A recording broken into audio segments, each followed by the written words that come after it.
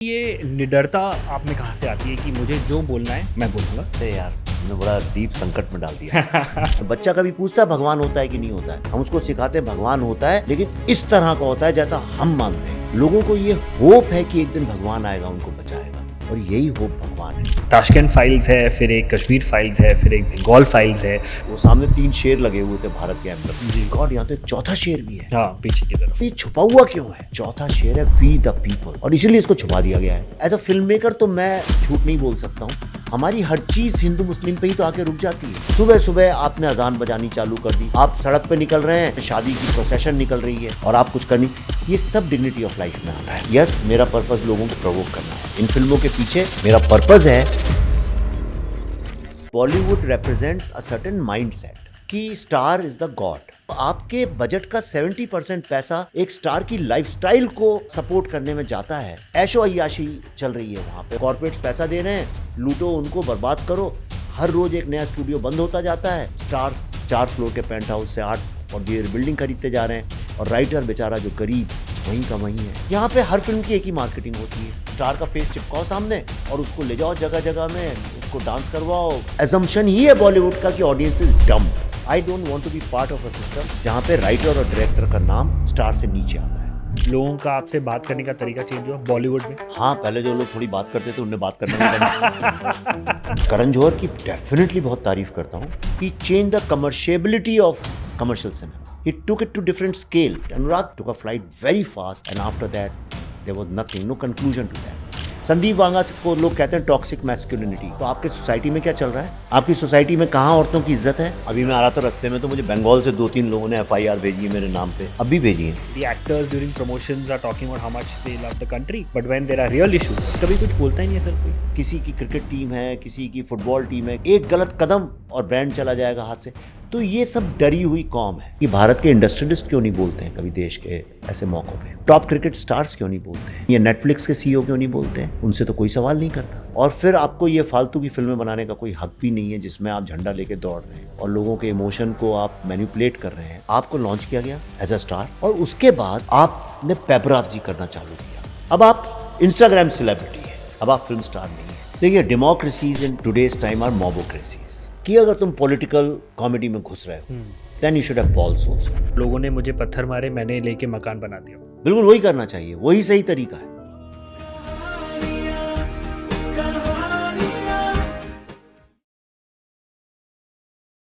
विवेक sir, नमस्कार। नमस्कार नमस्कार। Welcome to the humans of Bombay show. आपका ऑरा मुझे बहुत सरप्राइजिंग लगा है, बिकॉज मैंने जो जिस तरह का आपका कंटेंट देखा है, मुझे जब मैं इंटरव्यू कर रहा था मैं 3-4 बार पढ़े जा रहा हूँ कि भाई कुछ गलती नहीं करनी, मैंने सर का कंटेंट देखा है, सर सीरियस बातें करेंगे। जब आप घुसे एंड जब आपने पहली बार हेलो बोला, इंसान के इंस्टेंट उससे पता चल जाता है कि यार ही इज़ वेरी रिलैक्स्ड, ये तो बहुत चिल्ड आउट है। लेकिन अभी जिस तरह से ऑब्वियसली सर के आप टॉपिक्स बनाते हैं वो इतने सीरियस हैं कि ऑब्वियसली कॉन्वर्जेशंस बहुत भारी भरकम हो जाती हैं। And what we like about you also is that आप क्लास भी लगाते हैं अच्छी खासी जब आपको लगानी होती है लोगों की। तो मेरे 2 क्वेश्चंस हैं यहाँ पर। पहले तो ये कि ये निडरता आप में कहाँ से आती है कि मुझे जो बोलना है मैं बोलूँगा, और दूसरा ये कि हर इंसान आपसे सीरियस बात करता है। मैं आपसे पहला क्वेश्चन ये पूछना चाहता हूँ, आपको खुशी क्या देता है? अरे यार तुमने बड़ा डीप संकट में डाल दिया। ये जो फियरलेसनेस है ये कोई क्वालिटी नहीं है, क्योंकि जैसे कि ब्रीदिंग कहिए साहब, आप सांस लेते हैं, वाह क्या बात है, आप सांस लेते हैं। हमें ईश्वर ने गिफ्ट दिया हुआ है फियरलेसनेस का। तो इंसान के पास क्या है? निडरता है। इसीलिए हम मून पे चले गए, इसीलिए हम मार्स पे जा रहे हैं। अभी छोटा बच्चा जब पैदा होता है, तुम देखो कोई भी बच्चा हो, जब तक उसको माँ बाप और सोसाइटी डर नहीं पैदा करती उसके दिमाग में। आप बच्चे को हवा में यूँ फेंक दो, वो हंसता है, खा खा हिलता है, खिलखिलाता है, ज़ोर से हंसता है। बच्चा अंधेरे कमरे में जाने से कभी नहीं डरता है। हम और आप डरते हैं। बच्चा जंगल में चला जाए डरेगा नहीं। बच्चा पहाड़ी है उसके पीछे जाना चाहता है, माँ कहती है वहाँ मत जाना, वहाँ शेर है। झूठ बोलते हैं हम उसको और धीरे धीरे डराते हैं उसको, उसके नेचर में डर डाल देते हैं। तुम अगर ऐसे नहीं पढ़ोगे तो फेलियर हो जाओगे, देखो अगर एग्ज़ाम में पास नहीं हुए तो ये हो जाओगे। हर चीज़ का हम उसको डर डालते हैं शुरू से। सोसाइटी का भी डर डालते हैं, आइडेंटिटी क्रिएट कर देते हैं। बच्चा कभी पूछता है भगवान होता है कि नहीं होता है, पर हम उसको सिखाते हैं भगवान होता है लेकिन इस तरह का होता है जैसा हम मानते हैं, और कोई नहीं होता है। फिर उसके हाथ में हम लेबल, जैसे यहाँ लिख देते हैं मेरा बाप चोर है, ऐसे उसकी आइडेंटिटी लिख देते हैं कि तुम ये हो, तुम ये हो। और मैं सिर्फ रिलीजन की बात नहीं कर रहा हूँ, तुम मुंबई करो, अब वो दिल्ली वालों से लड़ता है ज़िंदगी भर। तो हम ये डर पैदा करते हैं। तो कई बार ज़िंदगी में टाइम ऐसा आता है कि अगर आप इसके बारे में गहराई से सोचें तो आपको लगेगा डर होता क्या है, क्योंकि डर कोई चीज़ होती ही नहीं है। आप किस चीज़ से डरते हैं, राइट? किस चीज़ से डरते हैं हम लोग? तो ये मेरी कॉन्सेप्ट है निडरता के बारे में। फिर आपने कहा मुझसे खुशी किस में मिलती है, तो अब मुझे डीप मीनिंगफुल कॉन्वर्सेशंस और अकेले रहने में बहुत खुशी मिलती है। अगर आप वर्ल्डली टर्म्स में पूछें, I am a very loner, तो मैं एक महीने अकेले रहता हूँ बाहर जाके। तो मुझे अकेले रहने में या उन लोगों के साथ जहाँ पे डीप मीनिंगफुल कॉन्वर्सेशन हो, वहाँ मुझे बहुत खुशी मिलती है जी। तो अगर अभी हमारा डीप मीनिंगफुल कॉन्वर्सेशन होगा तो मैं बहुत खुश होकर जाऊँगा। कोशिश करेंगे हम आपको कि हम आपको यहाँ से खुश होकर भेजें। सर, एक एवोल्यूशन है आपकी बातों में, there is an evolved thinking in the way you process things, and जैसे आप बात करते हैं, जो आप जिन कंक्लूजन्स पे पहुँचे हैं, आपने बात सही बोली, डर हमें सिखाया जाता है, लेकिन इसको अनलर्न कैसे करें फिर? देखो, ये बहुत गहरा सब्जेक्ट है, ये ऐसा नहीं, मैं इसका एक सिंपल सोल्यूशन कोई नहीं है। 2-3 चीज़ें होती हैं। एक तो क्या होता है कि कई बार ज़िंदगी में ऐसी सिचुएशंस आती हैं कि आपके पास खोने के लिए कुछ बचता नहीं है, व्हेन यू लूज़ एवरीथिंग, फिर आपको डर ख़त्म हो जाता है। मैं भी एडवर्टाइजिंग में था, I was in a very greedy, competitive, hyper capitalist world. तब मैं अलग तरह से सोचता था, तब मुझे भी डर लगता था बहुत चीज़ का, ये क्या होगा, वो क्या होगा, क्लाइंट चला जाएगा। And then I was running my own agency, ad films बनाता था, डर लगता था कि अरे क्लाइंट ने पैसे नहीं दिए तो क्या होगा, बर्बाद हो जाएंगे। तो उस ज़माने में नहीं भी देते थे बहुत सारे लोग। अभी भी नहीं देते? अच्छा, अभी भी नहीं देते हैं? अरे मुझे लगा अब तो काफ़ी वो निर्मला सीतारमन जी ने जीएसटी सीएसटी से बांध दिया। नहीं, अभी भी हालत है सर। अच्छा, तो वो तो डर की कैंपेन नहीं चली तो क्या होगा। Then I started making these typical commercial Bollywood films, you know, chocolate, goal and all that. उसमें भी डर हिट और फ्लॉप का ही सारा दुनिया भर का लगता है। तो लेकिन देन मैं थोड़ा सा फिलोसॉफिकली इंक्लाइंड हूँ बचपन से ही, तो मैं काफ़ी, I live my life like a philosopher. तो मेरी लाइफ में एक ऐसा फेज़ आया where I got totally isolated and totally I felt very isolated and I had nothing to lose. पैसा ये सब खत्म हो गया था। सारी दुनिया जो है वो पोजेशन में बिजी है, और जब बहुत पोजेस हम करते हैं तो हम उसके चौकीदार बन जाते हैं। And once you free yourself, तो मैंने बड़ा सिंपल किया। पिछले 5 साल से जी, कश्मीर फाइल्स के वक्त में मैं सिर्फ ब्लैक कपड़े पहनता रहा फॉर डिफरेंट रीजन। वो ऐसा क्रिएटिव एक्सरसाइज एक्सपेरिमेंट कर रहा था कि it absorbs lot of pain. पर वो मैंने शुरू तो किया था एक कॉम्प्लेक्स थॉट से, पर उसने मेरी लाइफ को लिबरेट कर दिया, यू नो। तो मुझे ऐसा लगता है कि कैपिटलिज्म जो है, हाइपर कैपिटलिज्म, आज की तारीख में हम सब उसके बहुत विक्टिम्स हैं। हम एक अलग तरह की स्लेवरी की लाइफ जी रहे हैं। हमें जो लगता है कि वी आर चूजिंग, लोग बहस करते हैं कि मेरी चॉइस है, आपकी कोई चॉइस नहीं, आप बेवकूफ़ बनाया गया, आप बिल्कुल इल्यूजन में है।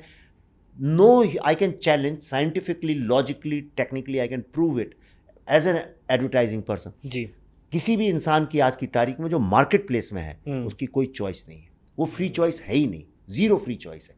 आप जो भी करते हैं, आप जो बोल रहे हैं, आप जो पहन रहे हैं, जो आप खा रहे हैं, और जो आपकी रिलेशनशिप का मॉडल है आपके दिमाग में, वो सब कहीं 10 लोग एक बोर्ड रूम में बैठ के मैनहट्टन के किसी टावर में डिसाइड कर रहे हैं इस तरह से कि ये मैं पपेट्स को कैसे चलाऊं। वो उंगली चलाते हैं, आप पपेट की तरह नाचते हैं, और पपेट को ये लगता है देखो मैं तो फ्री चॉइस में नाच रहा हूँ। ऐसा कुछ भी नहीं। इस चीज़ से मैं एक थोड़ा सा टेंजेंशियल जाऊंगा, थोड़ा लॉन्ग शॉट है बिकॉज आपने लेकिन ये बात बोली तो मेरे दिमाग में आई। In this conversation there have been a lot of conspiracy theories around the world कि there is a group of people who control the world. No, I didn't mean that way, not group, not the Illuminati. No, I am saying market, Twitter के board room में, Facebook के board room में, Procter and Gamble के board room में, I mean कहीं ना कहीं, because they're deciding your behavior. They're deciding your behavior. But do you believe in that theory of the fact that a bunch of extra hyper rich people could be controlling? I totally, मैं हंसता हूँ उस पर, मुझे I don't believe it. I mean, I just don't believe it. Fair. वो theory ऐसे ही है कि जैसे there is God, you know. So it's like होगा नहीं होगा पता नहीं, लेकिन मुझे तो नहीं पता। आप नहीं मानते? मुझे नहीं पता कि ऐसी कोई डीप स्टेट उस टाइप की है कि इल्यूमिनाटी टाइप। नहीं, आपने बोला जैसे कि गॉड होगा नहीं, आप भगवान में नहीं मानते? नहीं, मुझे पता नहीं है होगा कि नहीं होगा, मेरी अथॉरिटी नहीं है ये बताना कि है या नहीं है, दोनों मेरी अथॉरिटी नहीं है, राइट। लोग बोलते हैं हाँ मैं खुद को मानता हूँ क्योंकि मैं महसूस कर सकता हूँ जो मुझे समझ में आता है। गॉड इज़ अ कॉन्सेप्ट, हमें जैसे होप, हमें जीने के लिए।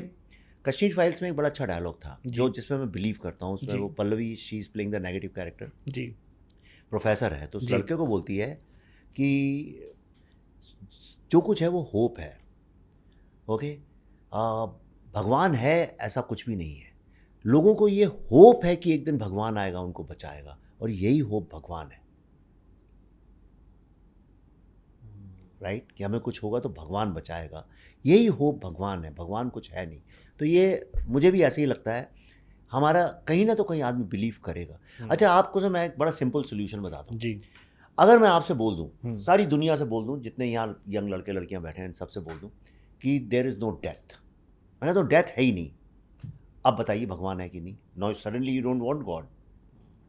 ये सारा गॉड का कॉन्सेप्ट डेथ से जुड़ा हुआ है, आप डेथ हटा दीजिए, भगवान गायब।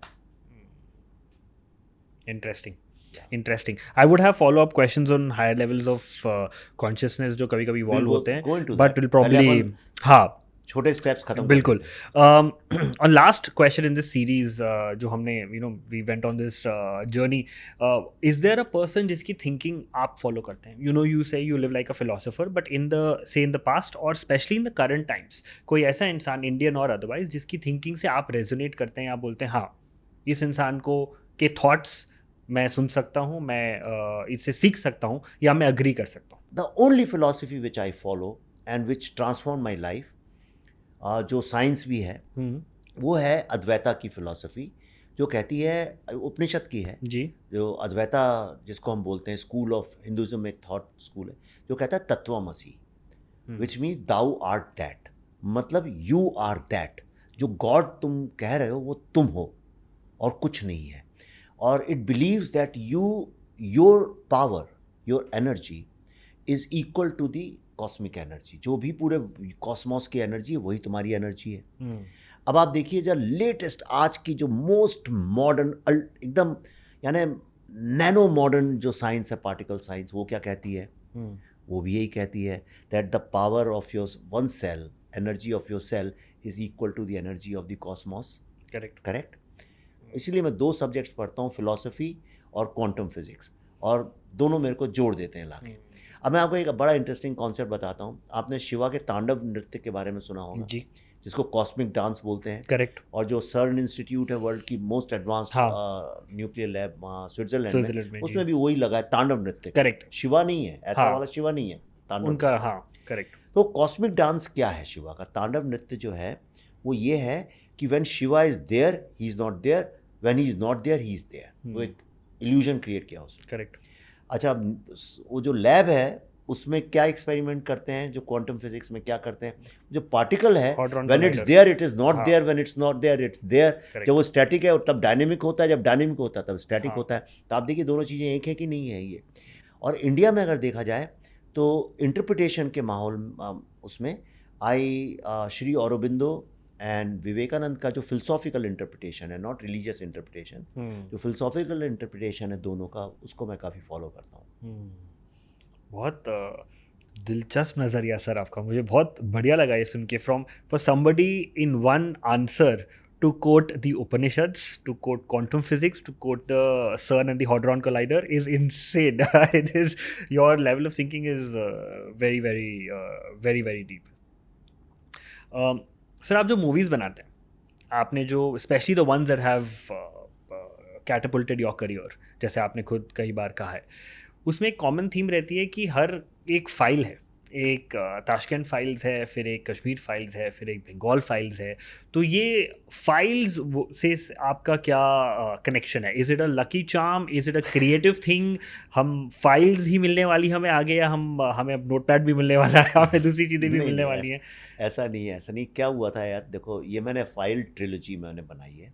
I had announced it in 2011 और 12 के आसपास। क्या था कि हिंदुस्तान में आप पता नहीं आप तो यंग और मॉडर्न डिजिटल एज के हैं, पर आप किसी सरकारी डिपार्टमेंट में जाए तो सारा गेम फाइलों का ही होता है वहाँ पे। फाइल दबा दी, फाइल खो गई, फाइल छुपा दी, फाइल में से कागज़ निकाल दिए। हाँ।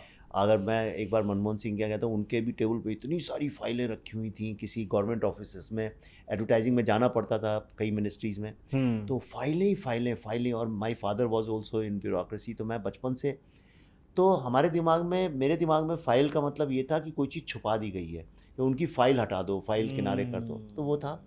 तो एक दिन मैं गवर्नमेंट ऑफिस में बैठा हुआ था, तो गुस्सा आ रहा था, इम्पेशेंट भी हो रहा था, यंग लोग कैसे होते हैं, और वहाँ वो सामने 3 शेर लगे हुए थे भारत के एम्बलम के। जी।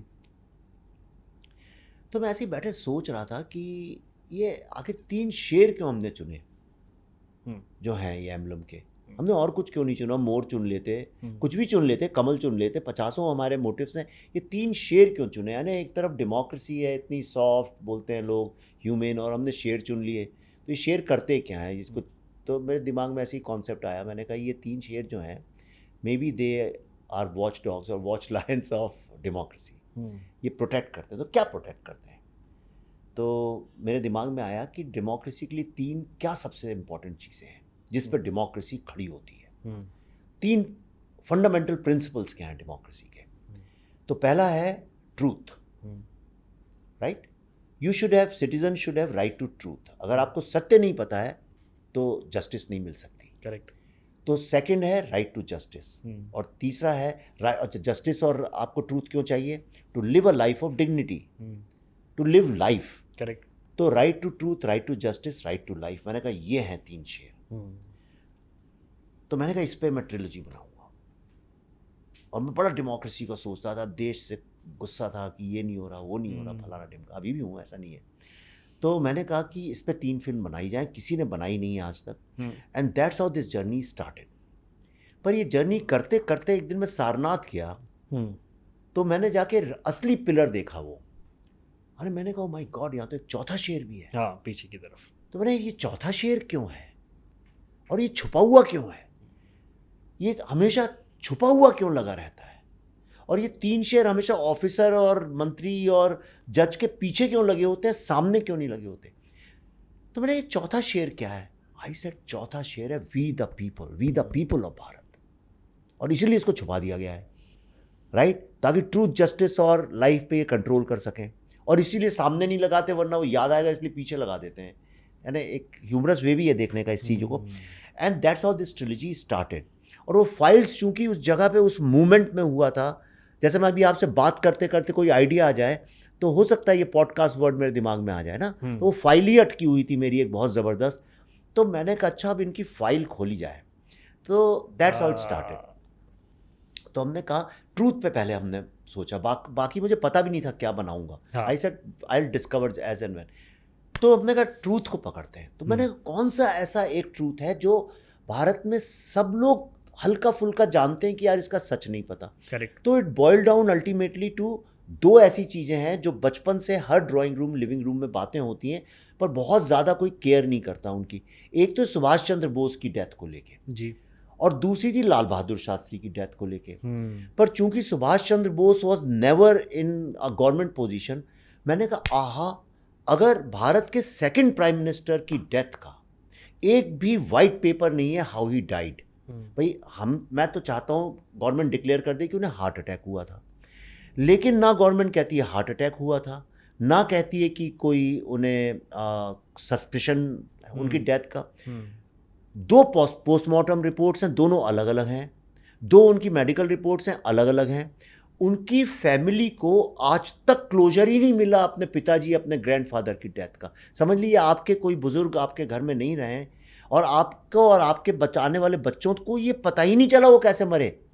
आप कैसे, how will you live with that? और कोई भी ऐसा कंट्री में एक आदमी नहीं है जो इस अथॉरिटी से कहते नहीं यही सत्य है। Then I started meeting lots of people. मैं जो वेटरन जर्नलिस्ट थे कुलदीप नायर साहब जो उनके साथ थे उनकी डेथ के वक्त, Kuldeep Nair was one of the most honest journalist of the highest integrity. आप किसी भी जर्नलिस्ट से पूछ लीजिए, अब तो जर्नलिस्ट बचे नहीं है इंडिया में, अब न कहाँ है, अब नाम नहीं गिन सकते 5 जर्नलिस्ट के, पर जर्नलिस्ट हुआ करते थे जब मैं था, मास मीडिया में था, उस वक्त के किसी भी जर्नलिस्ट से आप पूछ लीजिए कि भाई who are 4 or 5 fathers of good journalism, तो कुलदीप नायर साहब थे। तो वो लाल बहादुर शास्त्री के साथ थे जब उनकी ये हुआ। मैंने उनसे काफ़ी टाइम किया, बातचीत करी, मैं उनके साथ वाले लोगों से मिला, मैंने सारा लिटरेचर पढ़ा, मैं पार्लियामेंट गया, वहाँ से सारे रिकॉर्ड्स निकलवाए। We don't know the truth. Accidents होते हैं ट्रेनों के, you never know the truth. Stampedes हो जाती हैं, you never know the truth. लोग मर जाते हैं, you never know the truth. Corruptions होते हैं, स्कैम्स होते हैं, you never know the truth. तो मैंने कहा कि जब राइट टू ट्रूथ कॉन्स्टिट्यूशन में लिखा है, पर लोगों के पास है भी कि नहीं, and that's how we made the Tashkent files. I wanted to pick up the most shocking subject to provoke people. अरे तुम्हें प्राइम मिनिस्टर की डेथ के बारे में नहीं पता है तो तुम्हें अपने बारे में क्या पता चलेगा। और वो फिल्म, हम बहुत 6 करोड़ की फिल्म थी, हमें तो लगा था उतने भी रिकवर नहीं होंगे, चल गई, अचानक हिट हो गई, because audience is intelligent, give them intelligent stuff, they like it. और यंग लोगों ने बहुत देखी, that was the plus point, because they connected immediately. Correct. उसके बाद क्योंकि स्टोरी टेलिंग बहुत इंडिया के लिए नहीं थी। हाँ, हमने हॉलीवुड में ऐसी फिल्में देखी है, तो बहुत फ्रेश पर्सपेक्टिव। एक कमरे में 3 साल तो अटकी रही ना। सारे बॉलीवुड के लोग बोलते रहे, अरे इसमें तो यार डायलॉग ही डायलॉग है, स्क्रीन प्ले है ही नहीं, ड्रामा है ही नहीं। पर आई वॉज कन्विंस्ड। बताइए, स्क्रीन पे के लिए आपको नेशनल अवार्ड मिला, डायलॉग्स के लिए अवार्ड मिला। लोगों ने बोला इसमें कितने डायलॉग हैं, दिमाग थक जाता है। पर वो एक अलग थिंकिंग है। I was going to the wrong people to sell the film, that's another thing. फिर कश्मीर का, ओके, 35 ईयर्स, ओके, एक सेकंड के लिए पॉलिटिक्स को अलग कर दो, ठीक है, पॉलिटिक्स तो होनी ही है, सेंसिटिव सब्जेक्ट है, आप पॉलिटिक्स को अलग कर दीजिए। 35 साल अगर आपको आपके घर से निकाल दिया जाए और आप सारे दरवाजे खटखटा लें और आपको जस्टिस नहीं मिले, तो जस्टिस नहीं है इसका मतलब। 35 साल 5 लाख लोग जो वहाँ पे पुश्तों से रहते आते थे, आज एक भी आदमी वहाँ नहीं रहता है। इससे बड़ा तो कोई एविडेंस नहीं हो सकता है। उन लोगों ने को जस्टिस ही नहीं मिली अभी तक। वो लोग जो हैं गवर्नमेंट शेल्टर्स और कैंप्स में रहते हैं बहुत सारे। तो आई सेड, अगर आप ही के देश के लोग अपने ही देश में बेघर हैं और उनको जस्टिस नहीं मिल रही, तो राइट टू जस्टिस का मुद्दा उठाना चाहिए। तो that's how that film came into being. और अब जो फिल्म बना रहा हूँ द बंगाल फाइल्स, ये राइट टू लाइफ के बारे में, और इसमें राइट टू लाइफ के बारे में, पर इसमें चौथा शेर भी है। तो ये चौथे शेर के पॉइंट ऑफ व्यू से राइट टू लाइफ की बात है, जो we the people of Bharat, उनके पॉइंट ऑफ व्यू से है। उस कॉमन मैन, वो एक ही सवाल इसमें उठ रहा है कि भारत की जो आज़ादी थी, इतना कत्लेआम हुआ, इतनी कम्युनल वायलेंस हुई जी। और वी कैन नॉट एस्केप। मुझे पता आजकल हिंदू मुस्लिम वर्ड बोलती साथ लोग करते हैं, पर एज अ फिल्म मेकर तो मैं झूठ नहीं बोल सकता हूँ। हमारी हर चीज़ हिंदू मुस्लिम पे ही तो आके रुक जाती है, राइट। सारी पॉलिटिक्स हिंदू मुस्लिम पे, और आज से नहीं चल रही है, जब से मैं पैदा हुआ हूँ तब से सिर्फ हिंदू मुस्लिम पे चल रही है सारी पॉलिटिक्स।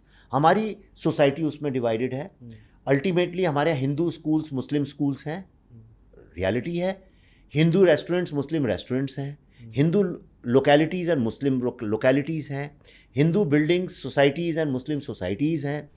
हर चीज़ वहाँ के रुक जाती है, खाना पीना कपड़ा, उस पर आके हम 2 स्टेप आगे जाते हैं, 4 स्टेप पीछे आते हैं। इतने millions of people were killed world में। अगर आप डीपली पढ़े, मैं अभी आते हुए एक रिसर्च कर रहा था, सो इससे ज़्यादा कम टाइम में इससे ज़्यादा वायलेंस वर्ल्ड की किसी कम्युनिटी सोसाइटी में नहीं हुई है। तो हमने कहा कि हम आज़ादी क्यों चाहते हैं? क्या हम आज़ादी पुल बनाने के लिए, ब्रिजेस बनाने के लिए, मॉल्स बनाने के लिए चाहते हैं? अगर ब्रिटिश गवर्नमेंट अगर हम पे समझो रूल करती रहती पोस्ट वर्ल्ड वॉर वाली और अभी जैसे, तो आपको नहीं लगता है कि बेटर रोड्स होती और बेटर इंफ्रास्ट्रक्चर होता है इंडिया का, अगर उन्हीं वही रूल करते हैं आज? तो हो सकता है करप्शन भी बहुत कम होता, कुछ तो ब्रिटिश मॉडल यहाँ पे होता ही ना, 50% भी होता तो आज से तो बेटर ही होता, एजुकेशन भी बेटर होता। तो वो क्या चीज़ है जिसके लिए हमने कहा नहीं, हमें ये सब नहीं चाहिए, पर लेकिन हमें अपनी आज़ादी चाहिए। हम गरीबी से लड़ेंगे, हम बहुत गरीब रहेंगे, लेकिन हम आज़ादी लेंगे। उसके पीछे सिर्फ 2 रीज़न्स थे। रीज़न ये था कि अगर इंडिया और पाकिस्तान को डिवाइड कर दिया जाए, when you will see the film you will get to know all these truths. अगर डिवाइड कर दिया जाए तो भाई 2 भाइयों में लड़ाई होती है, साथ नहीं रहते, बंटवारा कर दो, भाई तुम अपना किचन चलाओ, तुम अपना किचन चलाओ। कई इंडिया के कितने घरों में फर्स्ट फ्लोर में बड़े भाई का किचन चलता है, छोटे में, और माँ बाप जिसके साथ खुश हैं वहाँ चले जाते हैं, तो शांति हो जाती है। तो इनने कहा 2 देशों को अलग कर दो, तो शांति हो जाएगी, पीस आ जाएगी, कम्युनल वायलेंस खत्म हो जाएगी। That was the first criteria for partition, कि कम्युनल वायलेंस खत्म हो जाए। दूसरा था, इंडिया ने कहा, मुझे पाकिस्तान का नहीं पता, इंडिया के जो लीडर्स थे उन लोगों ने बोला कि हमें इसलिए आज़ादी चाहिए कि इसके बाद कलकत्ता की सड़कों में लिखा हुआ था dogs and Indians not allowed. मेरी फिल्म में मैं ओरिजिनल वो प्लाक्स ला के लगाए मैंने, उनको शाइन आइन करके, dogs and Indians not allowed. तो उन्होंने बोला कि आज़ादी के बाद everybody will have right to life. ये स्टेट की रिस्पॉन्सिबिलिटी होगी कि किसी भी एक भारतीय की कौमी दंगों में, कम्युनल वायलेंस में जान ना जाए, ये स्टेट की रिस्पॉन्सिबिलिटी होगी। इसलिए हमारे कॉन्स्टिट्यूशन में सबसे ऊपर लिखा है the state takes the guarantee of our right to life, right. फिर उसमें जोड़ा गया dignity of life and value of life. Dignity of life क्या है कि भाई मैं दोनों तरफ से आपको बोलता हूँ, अब मैं घर में बैठा हूँ, शाम को नगाड़े गाड़े लेके लोग प्रोसेशन लेके जा रहे हैं, अब मैं अटका हुआ हूँ वहाँ पे, शोर हो रहा है, बच्चे पढ़ नहीं सकते। सुबह सुबह आपने अजान बजानी चालू कर दी, बुढ़े लोग बेचारे बड़ी मुश्किल से सोए हैं 4-5 घंटे, उनको जगना पड़ रहा है, बच्चे पढ़ नहीं पा रहे हैं। आप सड़क पे निकल रहे हैं, लोग वहाँ पे दंगे कर रहे हैं, शादी की प्रोसेशन निकल रही है और आप कुछ कर नहीं। ये सब डिग्निटी ऑफ लाइफ में आता है, राइट। आपकी value of life, value of life मतलब आप पैदा हुए हैं तो आपकी कोई वैल्यू है। पर हिंदुस्तान में आप देखिए लोगों की क्या वैल्यू है। मैं जब पल्लवी को डेट कर रहा था, माहिम जाया करता था, तो माहिम के आगे एक दरगाह थी। मैं नया नया दिल्ली से आया था, तो मैंने वो दृश्य कभी देखे नहीं थे। तो दरगाह के सामने एक बहुत बड़ा कचड़ा पड़ा रहता है, बम्बई में जगह जगह बहुत बड़ा कचड़े का ढेर, स्टिंकिंग। और वहीं पे कुत्ते का बच्चा, सुअर का बच्चा, बड़े बड़े चूहे, रोडेंट्स, एनिमल जैसे, यानी कुत्ते बिल्ली जितने साइज़ के, और इंसान के बच्चे, छोटे छोटे, 3 साल का बच्चा, 2.5 साल का बच्चा, 4 साल का बच्चा, कुछ औरतें एक जगह से खाने के लिए आपस में लड़ा करते हैं वहीं पे। और उसके सामने लेफ्ट साइड में मर्सिडीज़, BMW, ऑडीज़ खड़ी रहती हैं, AC चलता है और अंदर म्यूज़िक ढक ढक ढक ढक, वो जो पंपिंग म्यूज़िक बज रहा है, सोने होने की चेन, अंगूठियाँ, और सब लोग बैठे, और वो छोटी सी खिड़की खोलते हैं ताकि ज़्यादा गर्म हवा अंदर ना आए, बदबू वाली, और निकाल के पैसे देते हैं, लो इन गरीबों को खाना खिला दो। ये आज के भारत का दृश्य है, आज का टुडेज इंडिया। मुझे बताइए वो वैल्यू लाइफ है उसकी कुछ? करेक्ट। तो फिल्म जो है ये सवाल ये उठाती है कि जिन कम्युनल वायलेंस को ख़त्म करने के लिए हम लोगों ने लाखों लोगों की जानों का सैक्रिफाइस किया, इतने लोग जेल गए, जवानियां बर्बाद हो गई, फांसी पे लटक गए, जिसको ख़त्म करने के लिए आज आज़ादी के 80 साल बाद हम क्यों उसी कम्युनल वायलेंस से लड़ रहे हैं? तो क्या हम आज़ाद हैं? और अगर आज़ाद हैं तो इतने हेल्पलेस, इतने बेबस क्यों हैं? This is what the film raises this question. But ये चौथे शेर के पॉइंट ऑफ व्यू से है, we the people of Bharat के पॉइंट ऑफ व्यू से है। So this is the trilogy. Wow. तो इसलिए files, I am opening the files of democracy. आप सबके चिट्ठे खोल रहे हैं। आपने जब ये लास्ट बात बोली ना, तभी हुई फाइलें निकाल रहा हूँ। हाँ, चौथे शेर के POV से had goosebumps when you said that। बहुत very strong sentiment। वो चौथा शेर जो दिखता नहीं है, जो दिखता नहीं, और जो मैटर भी नहीं करता, छुपा दिया जाता है, जिससे छुपा दिया, जिससे उसी को छुपा दिया गया, वो मैटर नहीं करता। सर, आप जब ये मूवीज़ बनाते हैं, आपने जब बनाई हैं और अब बनाई हैं, 2 लेवल्स हैं of people you need to probably go to। maybe you don't go to the second one anymore, but पहले शायद, जैसे आपने अभी मेंशन किया था ताशकंद के टाइम पे, one is the government, because you have to go there to understand some research, talk to people, तो वो एक सिस्टम जो है। दूसरा है बॉलीवुड, इनिशियली जो आपने ताशकंद की बात करी। दोनों एंड्स पे आपको किस तरह के रिसेप्शंस मिले हैं इन टर्म्स ऑफ, हाँ आइए बिल्कुल आप बैठिए, इतनी अच्छी चीज़ बना रहे हैं, let us give you some research, या नहीं इसके बारे में बात मत करो यार विवेक सर, आप क्यों ऐसा कर रहे हो, रहने दीजिए, ये बिना बात के प्रॉब्लम हो जाएगी, एंड नहीं सर इसको तो ग्रीन लाइट नहीं कर सकते, ये तो बिल्कुल नहीं चलेगी, आप क्या बना रहे हो, इसके बारे में कोई बात नहीं करता। इन दोनों पर्सपेक्टिव्स के बारे में आप मुझे समझाइए। देखो क्या है कि देखो, एक तो ताशकंद फाइल में हमने RTIs की थी, जवाब आते नहीं RTIs के इंडिया में। कश्मीर फाइल्स में तो हमने वीडियो टेस्टिमोनियल्स पे किया था एंड काफ़ी रिसर्च किया था 3-4 साल। और ये जो फिल्म अभी की है ये भी वीडियो टेस्टिमोनियल्स हैं, जो डायरेक्ट एक्शन डे के जो विक्टिम्स, सर्वाइवर्स हैं, 100 साल के हो गए हैं अब, उन सबको ढूंढ ढांड के दुनिया भर से निकाल के उनको किया। एंड 18,000 पेजेस की तो समराइज्ड रिसर्च है हमारे पास। समराइज्ड मतलब, तो अभी कल आया था वो मेरा जो हेड रिसर्चर है, तो 4-5 हम कुछ लोग आए थे तो मिल रहे थे, तो कहने कितनी बुक्स तूने पढ़ी हैं? कहता 136। तो मेरे को रात को उनके पेजेस भी दिखते हैं 130 कुछ ऐसी और बुक्स मैंने इतनी पढ़ी। तो बहुत हमने रिसर्च किया इसके ऊपर। इंडिया में गवर्नमेंट से निकलवाना चीज़ें बहुत डिफ़िकल्ट है, क्योंकि हमारा रिकॉर्ड कीपिंग वेस्ट की तरह नहीं है और ट्रांसपेरेंसी भी नहीं है। मेरा चैलेंज आता है कि ये हैं टैबू सब्जेक्ट्स। इंडिया में आप देखिए रिलीजन, करेक्ट, सेक्स, हाँ, ये हिंदू मुस्लिम सेंसिटिव सब्जेक्ट्स, ये टैबू Correct. सब्जेक्ट्स हैं। ये हो गया कि यंगर जनरेशन इन सब, यानी ठीक है सेक्स पे बात कर लेते हैं, लेकिन रिलीजन और इनसे अब डरने लगे, बात ही नहीं करते हैं, जो गलत भी है, करना चाहिए। क्योंकि एज एन आर्टिस्ट मेरा क्या जॉब है इस दुनिया में? सब जो जितने लोग हैं इस दुनिया में अथॉरिटी में, वो सब आपको कंफर्टेबल ट्रूथ्स बताना चाहते हैं, एक्चुअली झूठ बताना चाहते हैं, इजी आंसर्स। जो डॉक्टर होता है उसके पास जाओ तो वो कहता है नहीं नहीं देखो ऐसा है, तुम ये बीमारी है तुमको, तुम मरने वाले हो। वो अनकंफर्टेबल ट्रूथ है आपके लिए। लेकिन आप किसी ऐसे ही जो जादू टोना चमत्कार करते हैं उसके बाद अरे वो डॉक्टर क्या जानते हैं, चिंता मत करो, ये लो जड़ी बूटी ये खा लो, या तुम ये सुबह उठ के 4 ये चीज़ें कर देना, या 2 वहाँ कर लेना, बिस्तर का डायरेक्शन चेंज कर लो, सब ठीक हो जाएगा। Most of the people go for these easy answers. इसीलिए तो ये जो होते हैं सब बाबा लोग चमत्कारी टाइप के, वहाँ लाखों लोग उनके आते हैं, लाइनें लगी रहती हैं। डॉक्टर के यहाँ बेचारे के यहाँ लाइन नहीं लगती है, इज़न्ट इट? करेक्ट। तो पॉलिटिशियंस करते हैं 5 साल में हम ये कर देंगे, हम वो कर देंगे, हम शंघाई बना देंगे बॉम्बे को, हम दिल्ली को लंदन बना देंगे। कुछ नहीं बनता है, सारी ज़िंदगी वैसी गुजर जाती है। तो people go for easy answers. हमको झूठ पसंद है। You are the most beautiful girl in this world, right? ये किसी को भी अच्छा लगता है सुनने में। You are the best person I know, इस तरह के स्टेटमेंट। तो हमारा कंडीशन है फॉर ईजी आंसर्स। इसीलिए एक डिसिप्लिन चालू हुआ वर्ल्ड में जिसको कहते हैं art, story telling and art. वो इसीलिए चालू किया गया कि बहुत सारी चीज़ें, अनकंफर्टेबल ट्रूथ्स कैसे लोगों को बताए जाएं, वो नुआंसेस लाइफ के जो लोग नहीं समझते वो कैसे बताए जाएं, जो टैबू सब्जेक्ट्स हैं जिन पे कोई बात नहीं करता है वो कैसे लोगों के सामने लाए जाएं। करेक्ट है ना? इरोटिका कैसे चालू हुआ?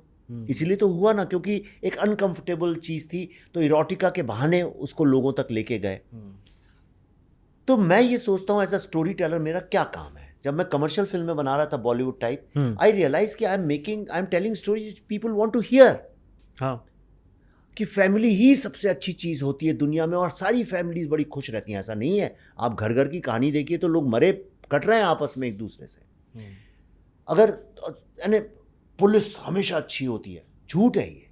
इंडिया की पुलिस आप देखिए क्या हालत है हमारे यहाँ। या ये कह देना भी कि अरे सारे ही पॉलिटिशियन करप्ट होते हैं और एक गरीब किसान का बच्चा बहुत अच्छा होता है, ऐसा भी नहीं है। किसान के बच्चे भी लूटपाट करते हैं, झूठ बोलते हैं, करप्ट होते हैं। तो I said as a story teller what should I do. मैंने कहा जो चीज़ें मुझे अनकंफर्टेबल करती हैं मैं उसको खुल के बोलूँगा। मेरी स्टेक्स भी नहीं थी। I decided not to work with stars, तो मुझे कोई डर भी नहीं था कुछ खोने का। तो that's how this journey started. So I just my only purpose is to, yes मेरा पर्पज़ लोगों को प्रोवोक करना है। इन फिल्मों के पीछे मेरा पर्पज़ है कि कॉन्वर्सेशन शुरू हो। मैं चाहता हूँ, कश्मीर से चालू हुआ, ताशकंद से चालू हुआ, मैं चाहता हूँ इस फिल्म से लोग खुल के इस बात को एड्रेस करें, हिंदू मुस्लिम इशू को, ठीक है, और एक बार खुल के करें कि क्या कारण है कि हम कम्युनल वायलेंस के कारण भारत 2 कदम आगे जाता है, 4 कदम पीछे जाता है, और क्या कारण है कि हम उसी में उलझे हुए हैं। उसके अलावा हम कुछ सोच ही नहीं पा रहे हैं। हमारी मीडिया चैनल 24 घंटे वही बात करती है, न्यूज़पेपर में वही बात होती है, सोशल मीडिया में वही बात होती है।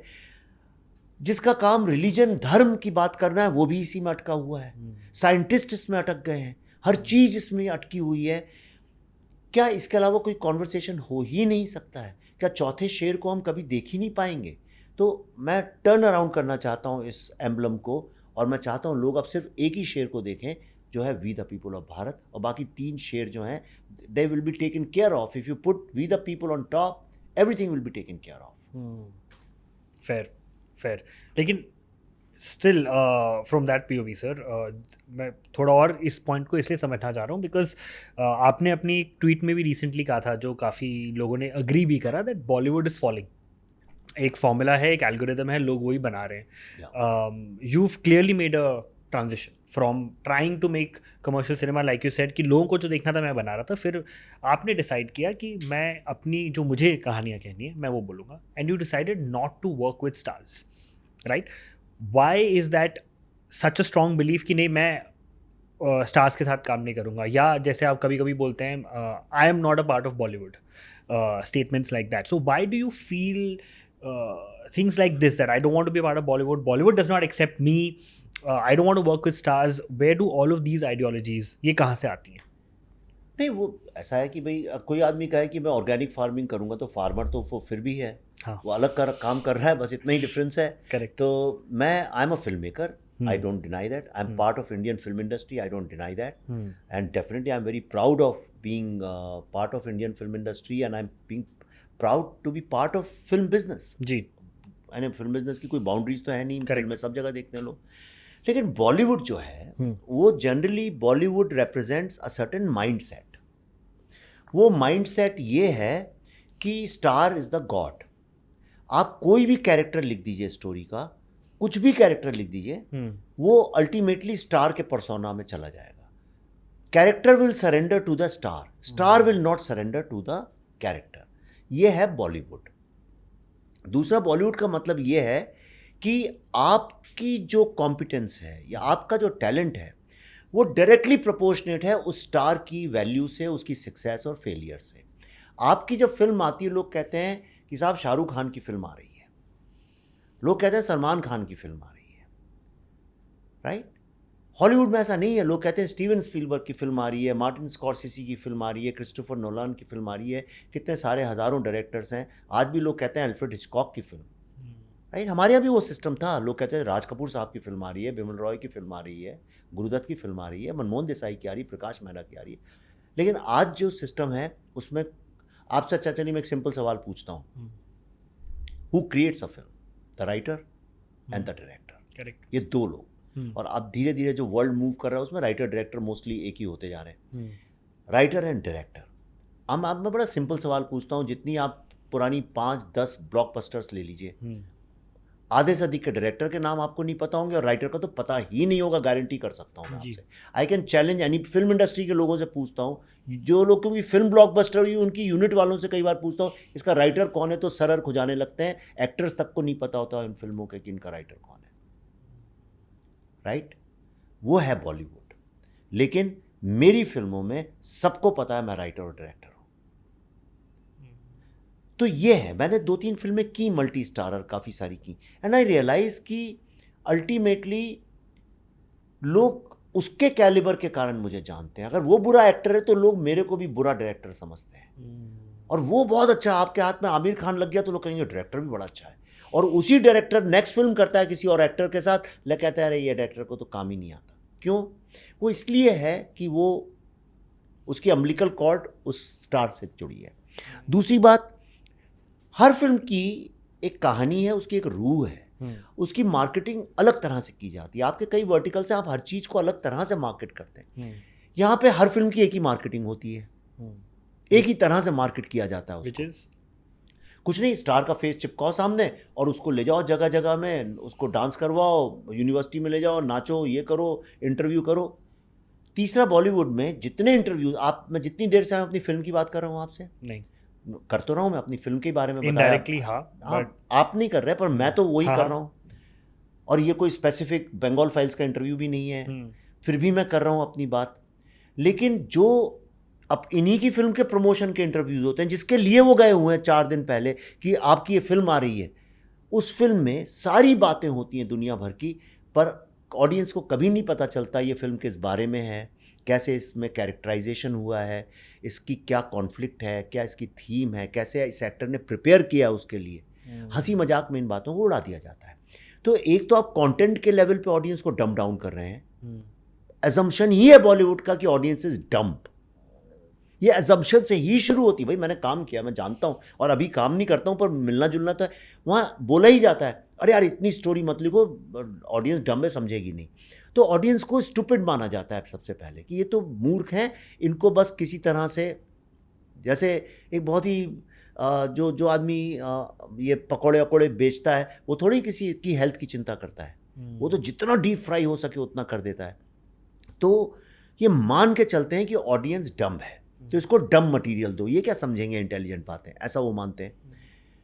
तो उस लेवल पे आप डम डाउन करते हो, और जब आप मार्केटिंग के लिए आके बात करते हो पब्लिक में, actors and directors, then all dumb down. आप सारे इंटरव्यूज देख लीजिए, चलिए मैं आपको चैलेंज करता हूँ, जितनी 8-10 फिल्में आई हैं उन सबके स्टार्स की, उनके डायरेक्टर्स की 5% भी फिल्म की बात नहीं करते वो लोग, बताते भी नहीं कि ये फिल्म है क्या, बस हंसी मजाक में हमने ये किया, हमने वो किया, हंसी मजाक मस्ती हा ठीठी ठूठू। इसलिए क्योंकि फिल्म की बात कैसे करें, फिल्म बनाएं तो करें। जब आपके बजट का 70% पैसा एक स्टार की लाइफस्टाइल को सपोर्ट करने में जाता है, तो किस चीज़ के बारे में बात करें? सेट में काम किया हो कोई ऐसा जिसमें कुछ आर्ट हो तो करें, कॉस्ट्यूम में कुछ ऐसा किया हो जो फिल्म कॉस्ट्यूम्स होते, यही बोल सकते हैं ना भाई हमने सब्यसाची के कपड़े पहने, हमने मनीष मल्होत्रा के कपड़े पहने, और 80% कपड़े तो बाहर से लंदन से खरीदे जाते हैं। तो बात किस बारे में करें, क्या प्रेपरेशन की? ये तो नहीं बोल सकते कि हम वहाँ एक वैनिटी वैन में बैठ के मैं जिम करता था और एक कुक रख दिया था मेरे लिए, वो ऑर्गेनिक खाना बनाता था, घड़ी घड़ी मैं ये करता था, ये तो नहीं बोल सकते हैं। क्या बोलें? और ये भी नहीं बोल सकते हैं कि इस फिल्म के लिए मैंने कुछ लुक चेंज किया, नकली मूछें लगा ली, थोड़े बाल लंबे कर लिए, इसको लुक चेंज करना नहीं कहते। जब कुछ करोगे तब तो बोलोगे ना, ये प्रॉब्लम है। अब दंगल में अगर आमिर खान मोटा हो गया, पतला हो गया तो बोल सकता है, या किसी ने बोला कि मैंने प्रिपेयर किया, तो पर मेरी फिल्म में तो हर कैरेक्टर बोल सकता है कि उसने कैरेक्टर के लिए क्या किया, कैरेक्टर का नुआंस क्या है। मैं 8 घंटे 10 घंटे में आपसे बैठ के अपनी फिल्म में हमारे सेट्स कैसे हमने बनाए, कैसे हमने पुराना कैलकाटा यहाँ क्रिएट किया, हमने कैसे पुराना नोआखली यहाँ पे क्रिएट किया, हमने क्या रिसर्च किया 5 साल में। I can tell you everything and any film maker in the world can tell. किसी माँ से पूछो तुमने अपने बच्चे को कैसे रेज किया, क्या वो बता नहीं सकती है? बिल्कुल बताएगी। आपसे मैं पूछूं कि आपने अपनी ज़िंदगी कैसे बनाई, आप बताएंगे। लेकिन अगर आप सोने की चम्मच, सिल्वर स्पून आपके मुंह में, तो आप कैसे कुछ बता सकते? प्रॉब्लम ये है, वो ऐशो अय्याशी चल रही है वहाँ पे हंसी मजाक मस्ती चल रही है। कॉर्पोरेट्स पैसा दे रहे हैं, लूटो उनको, बर्बाद करो। हर रोज़ एक नया स्टूडियो बंद होता जाता है, और स्टार्स एक पेंट हाउस से 4 फ्लोर के पेंट हाउस से 8 और धीरे बिल्डिंग खरीदते जा रहे हैं, और राइटर बेचारा जो गरीब वहीं का वहीं है, उसके भी आखिर के 5 लाख 10 लाख मिलते नहीं हैं उसको। तो जो इंडस्ट्री राइटर की ही नहीं इज्जत करती है, मैं वहाँ मेरे कोई उनसे लड़ाई नहीं है। मैं जब कमर्शियल फिल्म बनाऊंगा तो उसी तरह से बनाऊंगा, लेकिन आज की तारीख में मैं कैसे जाऊं वहाँ पे?